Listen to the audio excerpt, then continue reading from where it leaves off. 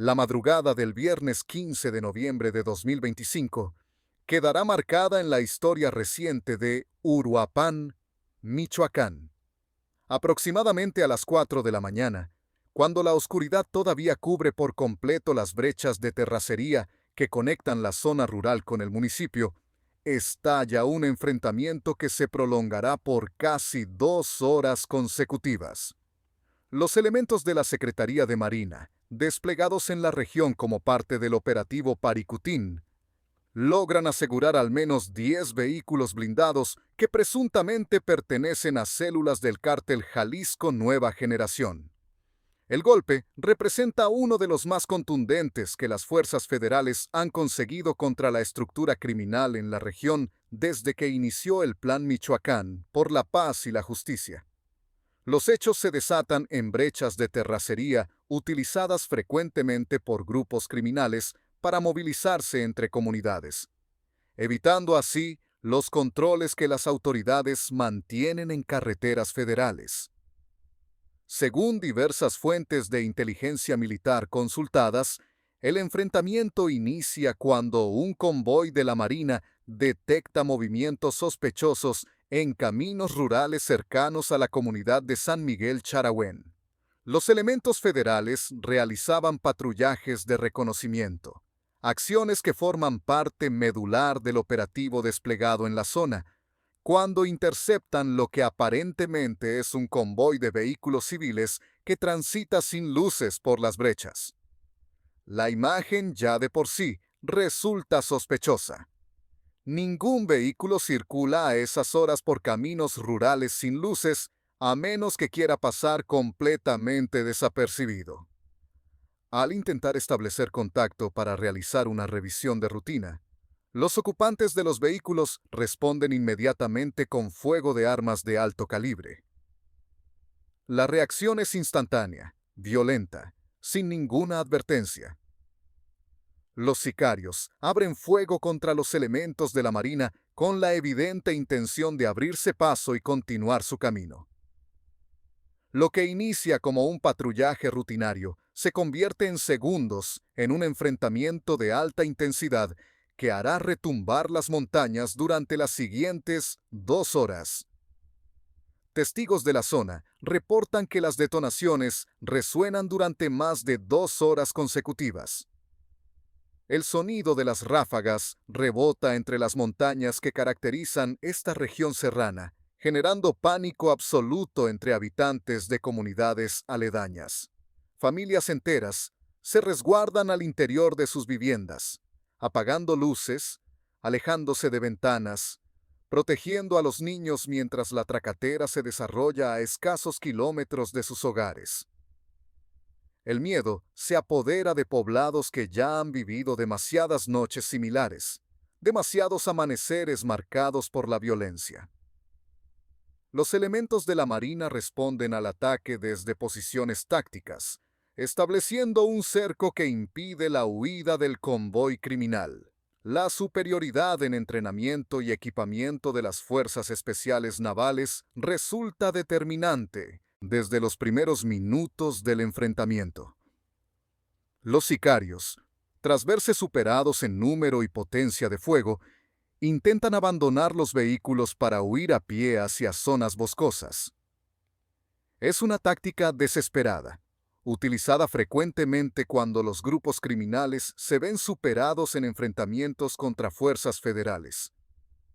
Abandonan vehículos, armas pesadas, todo con tal de salvar la vida y evitar la captura.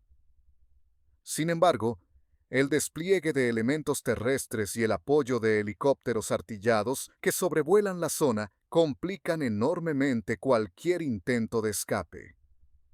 Las aeronaves equipadas con sistemas de vigilancia nocturna rastrean movimientos en la oscuridad, identificando siluetas que intentan perderse entre la vegetación.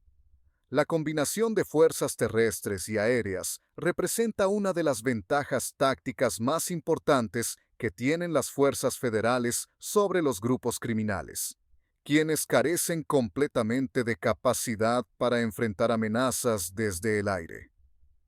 Cuando amanece y las fuerzas federales logran asegurar completamente el perímetro, el hallazgo supera las expectativas iniciales.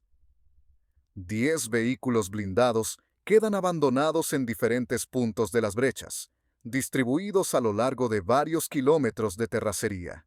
Las unidades incluyen camionetas tipo Suburban, Ram y Silverado, todas equipadas con blindaje artesanal consistente en placas de acero soldadas sobre las carrocerías. Este tipo de modificaciones, conocidas coloquialmente como monstruos, están diseñadas para resistir impactos de armas de calibre medio y se han convertido en el sello distintivo de las células del cártel Jalisco Nueva Generación en Michoacán y otros estados donde opera la organización. El arsenal asegurado resulta impresionante tanto por su magnitud como por su sofisticación. De acuerdo con el parte informativo preliminar emitido por la Secretaría de Marina, se decomisan más de 30 armas de alto poder. El inventario incluye fusiles de asalto tipo AK-47 y AR-15, al menos 3 fusiles Barrett calibre 50 de uso antimaterial, lanzagranadas y miles de cartuchos de diferentes calibres.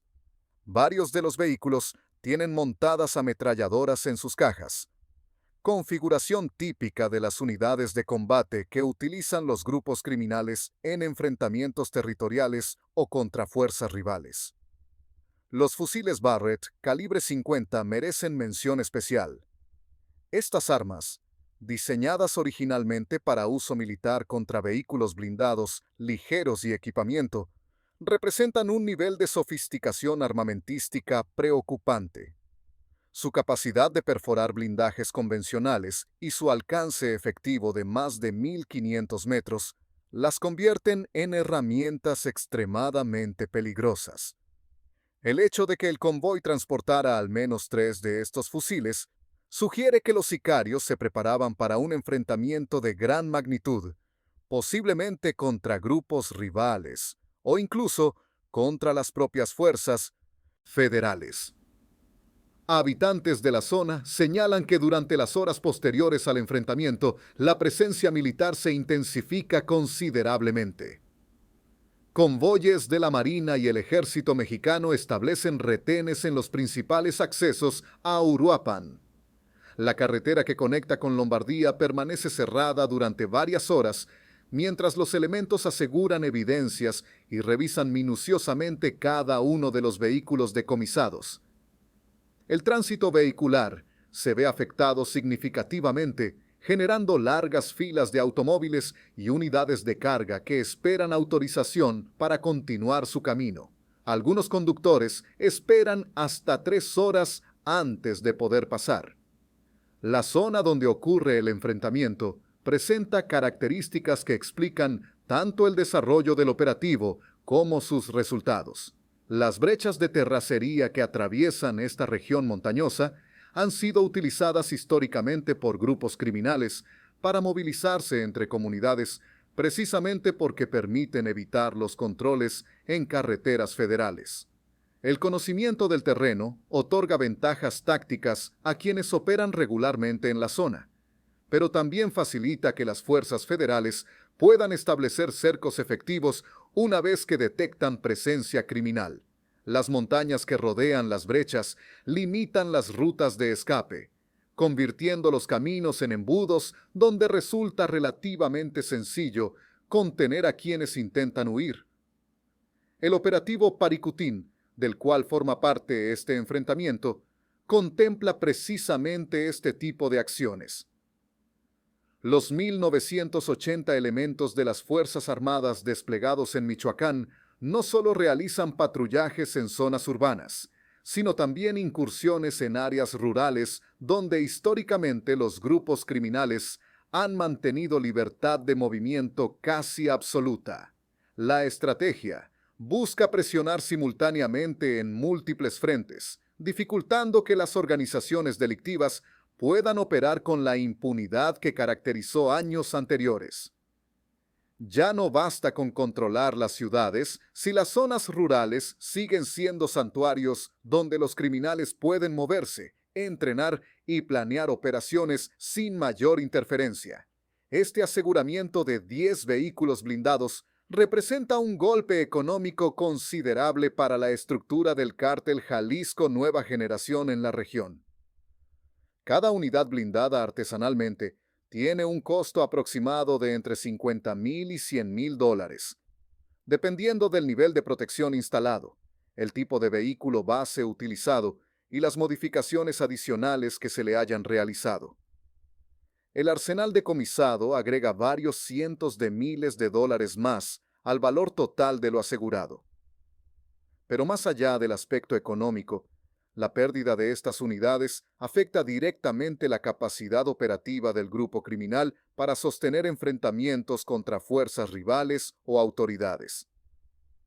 Los vehículos blindados no solo representan una inversión económica, también requieren tiempo para su fabricación, contactos para conseguir las placas de acero, talleres clandestinos donde realizar las modificaciones sin levantar sospechas, y toda una logística que no puede reponerse de la noche a la mañana. Cada monstruo que pierde el cártel es una pieza de ajedrez que no podrá utilizar en los enfrentamientos que inevitablemente se avecinan.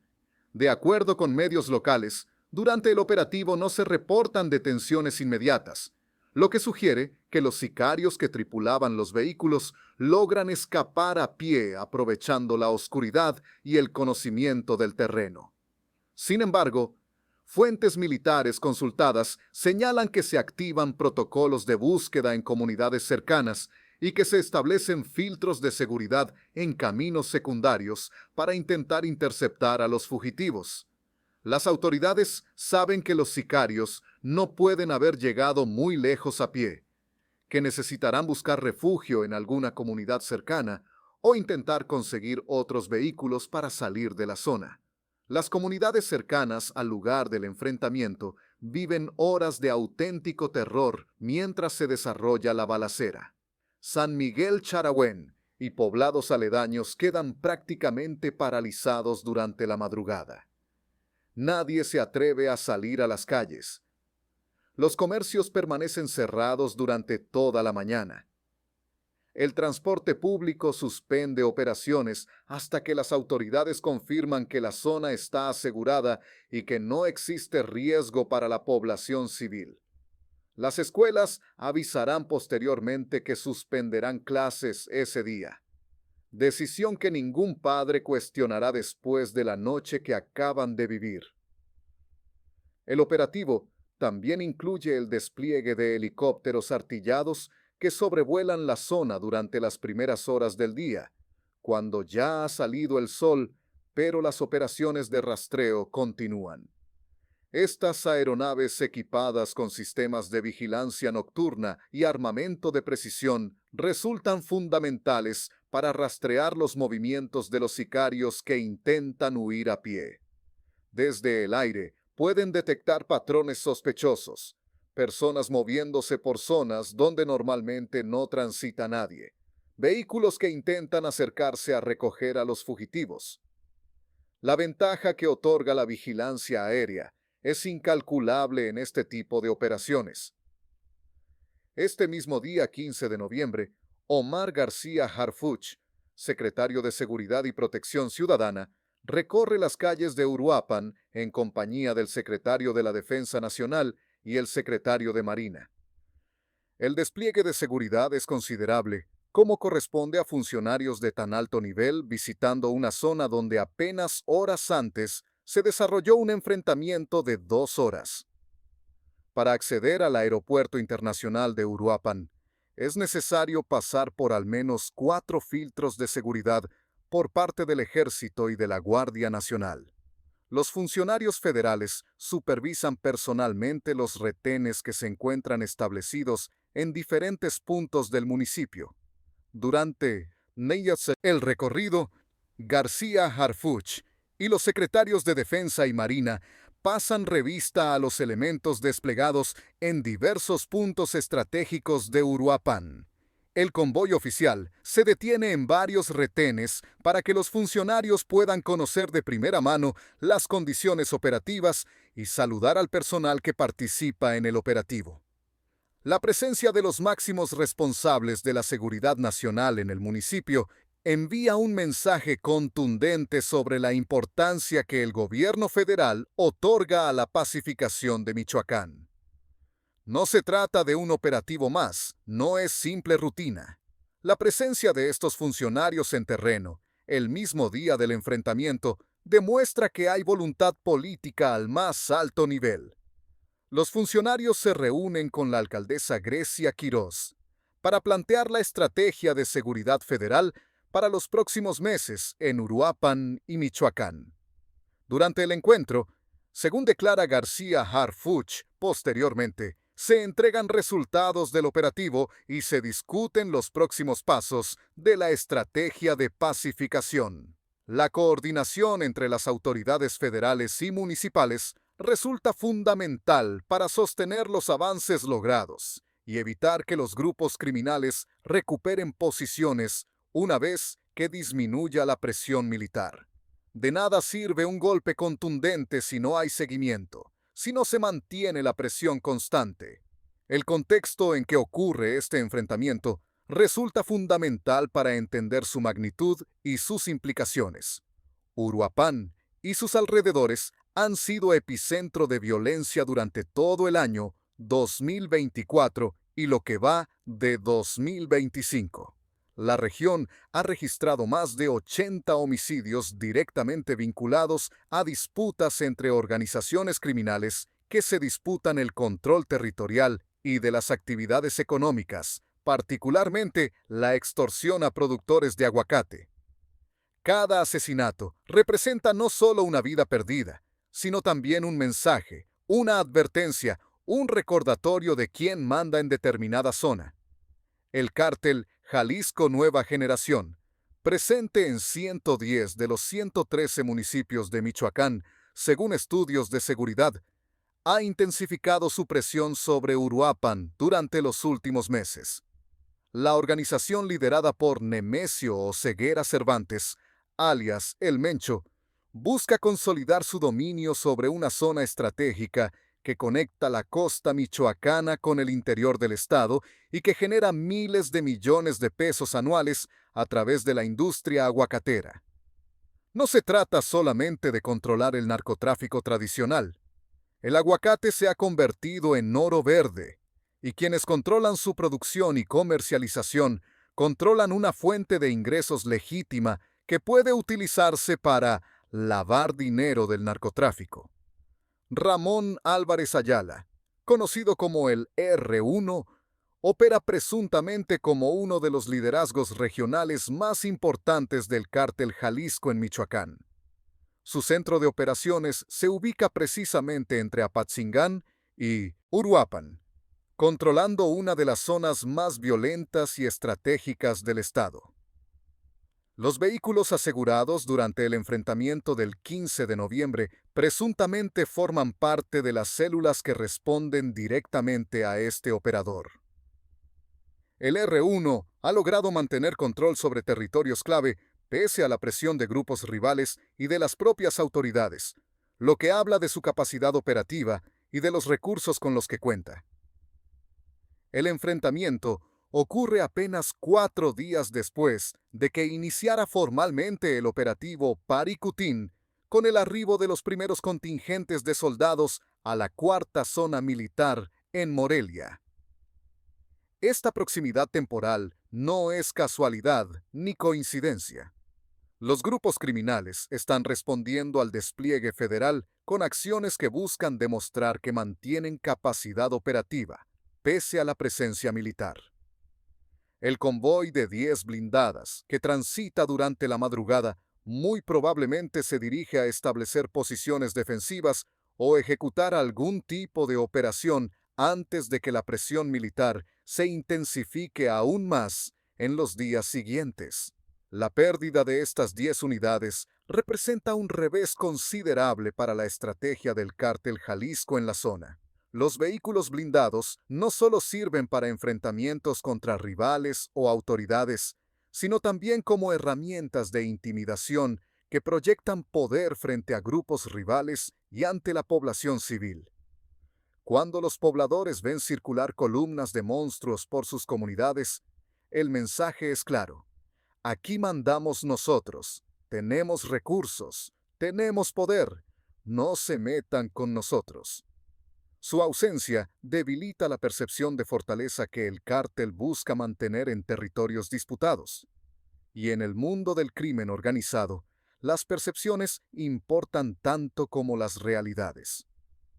Para dimensionar el impacto de este aseguramiento, resulta útil compararlo con otros decomisos recientes en la región.